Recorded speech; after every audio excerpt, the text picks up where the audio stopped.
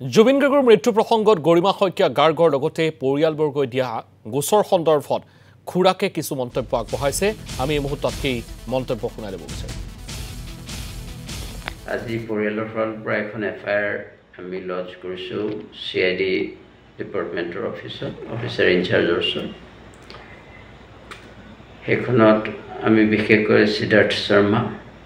আৰু শ্যামকান্ত মহন্তক একিউজ কৰি পেলাই তেওঁলোকৰ ওপৰত বিচাৰ আৰম্ভ কৰিবলৈ অনুৰোধ কৰিছোঁ